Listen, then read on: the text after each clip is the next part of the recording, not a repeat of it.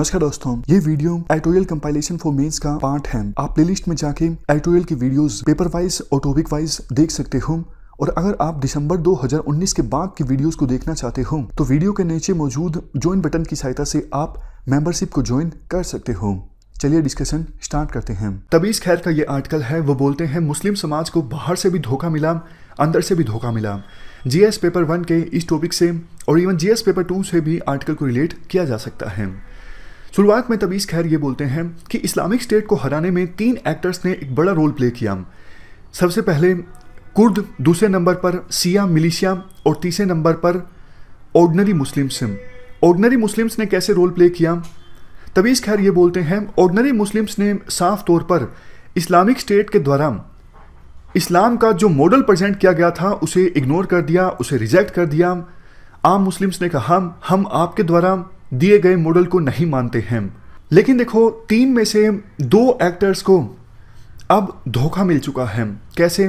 पिछले साल आपको याद होगा टर्की ने जब सीरिया में एंटर करके कुर्दिश ठिकानों पर अटैक किया था तो यूएसए वहां पर मौजूद अपने सैनिकों को लेकर चला गया था अपने देश में। तो बहुत से देशों ने कहा था, बहुत से एक्सपर्ट्स ने भी ये कहा, ये तो देखो यूएसए ने साफ साफ कुर्दों को धोखा दे दिया। कुर्दिश मिलिशिया ने इंपॉर्टेंट रोल प्ले किया इस्लामिक स्टेट को हराने में, और जब कुर्दिश मिलिशिया को यूएसए की आवश्यकता पड़ी, यूएसए ने साथ नहीं दिया कुर्दों को।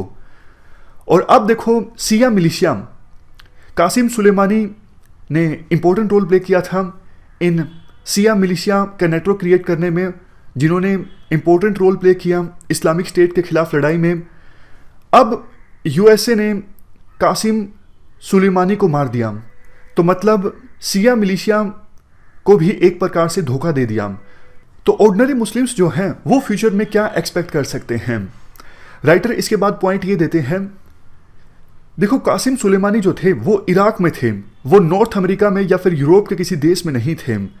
तो पॉइंट ये उठता है कि कैसे कोई एक देश दूसरे देश के इतने बड़े ऑफिसर को और किसी तीसरे देश में उसकी हत्या कर सकता है। वेस्टर्न कंट्रीज तो जैसा हमने पिछले आर्टिकल्स में भी डिस्कस किया, बड़ी बड़ी बातें किया करते थे। इंटरनेशनल जो रूल बेस्ड ऑर्डर है उसको फॉलो करना चाहिए सभी डेवलपिंग कंट्रीज को।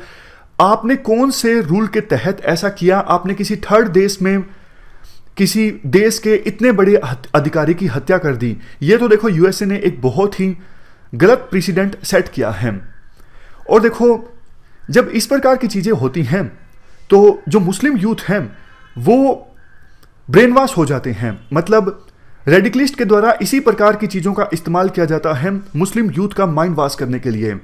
ऐसी सिचुएशन में जो मुस्लिम यूथ हैं, तबीज खैर बोलते हैं मेरे जैसे ऑर्डिनरी मुस्लिम्स की बातें नहीं सुनते हैं। उनको लगता है मैं जो पीस की बात बोलता हूँ, मतलब मैं और मेरे जैसे और लोग जो पहले बोलते हैं ह्यूमन बीइंग आप पहले हो, या फिर पहले आप इंडिया, यूएसए या फिर फ्रांस के सिटीजन बनो और तीसरे नंबर पर आप धर्म वाली आइडेंटिटी अपनाओ। लेकिन जब ऐसी चीज़ें होती हैं तो मेरी और मेरे जैसे लोगों की बातों को इग्नोर कर दिया जाता है।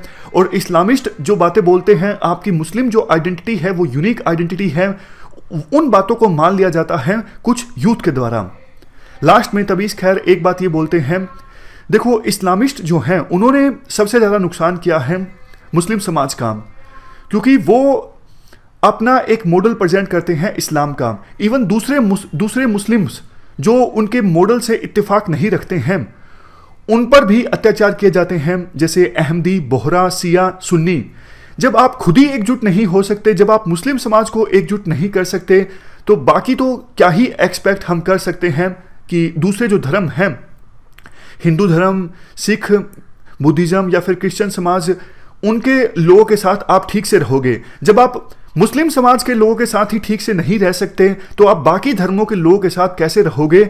इस वजह से तबीज खैर जो है वो उन इस्लामिस्ट को क्रिटिसाइज करते हैं जो एक ही अपना मॉडल प्रेजेंट करते हैं और बाकी सब लोगों को क्रिटिसाइज करते हैं जो उनके मॉडल को नहीं मानते हैं, उन पर अत्याचार किया जाता है। तो ये हमने पूरा आर्टिकल डिस्कस किया।